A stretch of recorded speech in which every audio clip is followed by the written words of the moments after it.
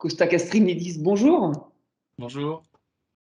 Vous êtes le directeur des prêts de la Banque des Territoires et vous avez récemment publié un livre blanc sur la construction verte dans le logement social. D'où ma première question. En quoi la RE 2020 va-t-elle faire bouger les lignes?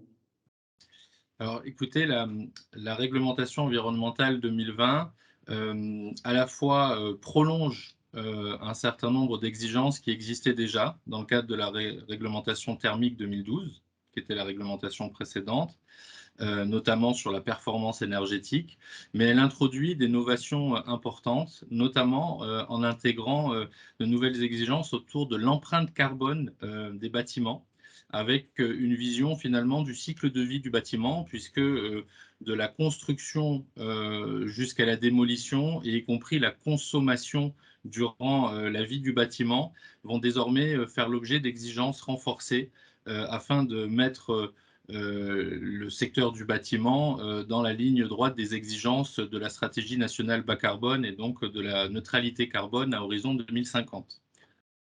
Donc ça fait bouger les lignes de ce point de vue, puisque ça introduit de nouveaux critères et de nouvelles exigences carbone, mais également en traitant un sujet qui est un sujet particulièrement d'actualité aujourd'hui, à savoir le confort d'été.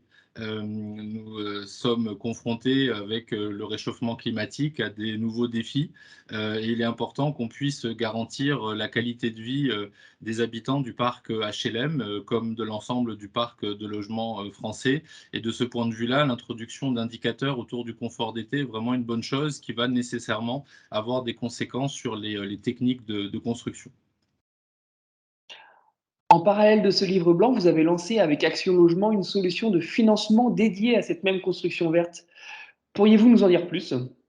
Oui, alors il est important, pour nous en tant que banquiers, mais aussi partenaires, du, secteur, du logement social, de pouvoir accompagner, cette montée en exigence en apportant un financement particulièrement, favorable pour, les acteurs qui vont, s'engager, à être mieux-disants par rapport à la mise en œuvre de cette nouvelle réglementation environnementale.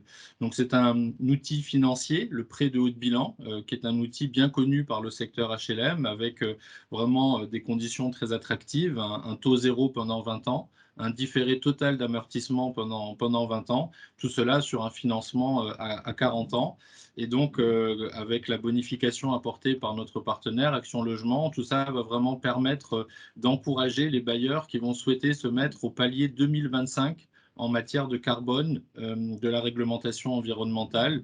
Et donc, on lance cet appel à manifestation d'intérêt pour pouvoir identifier les projets éligibles et finalement inciter, accompagner, favoriser la courbe d'apprentissage du secteur HLM dans la mise en œuvre de cette nouvelle norme. Il y a des initiatives, des encouragements à travers cette AMI là, mais est-ce que les acteurs de la filière sont prêts à faire le grand saut? Oui, alors les acteurs sont prêts, hein. Il faut vraiment souligner le fait que, y compris, sur les anciennes réglementations, notamment la RT 2012, le secteur HLM était vraiment vertueux. Ça fait plusieurs années qu'il était très engagé sur les enjeux de performance énergétique et qu'il était mieux-disant que la réglementation environnementale. La grande nouveauté, comme on le disait tout à l'heure, c'est vraiment l'intégration de l'empreinte carbone qui va introduire, de nouvelles techniques, de nouveaux matériaux, notamment des matériaux biosourcés dans les techniques de construction. Et l'engagement des acteurs est réel. D'ores et déjà, à l'heure où on se parle, on a des projets qui sont sortis de terre et qui sont déjà au niveau du palier 2025 attendu par l'ARE 2020. Donc ça montre que les opérateurs se sont saisis du sujet, mais il est vrai qu'il y a une courbe d'apprentissage, qu'elle va être collective. C'est là où notre rôle, nous, en tant que partenaire et financier, est vraiment important pour aider en fait l'ensemble des acteurs à monter en compétences. Et cette courbe d'apprentissage, au-delà même des bailleurs sociaux, elle est vraiment liée à toute la filière industrielle, puisque y compris sur la fabrication, la disponibilité des matériaux biosourcés, évidemment l'ensemble de l'ingénierie de fabrication du bâtiment va être concerné.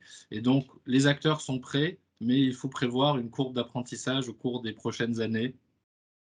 Costa Castrinidis, merci beaucoup pour cet éclairage Avec grand plaisir.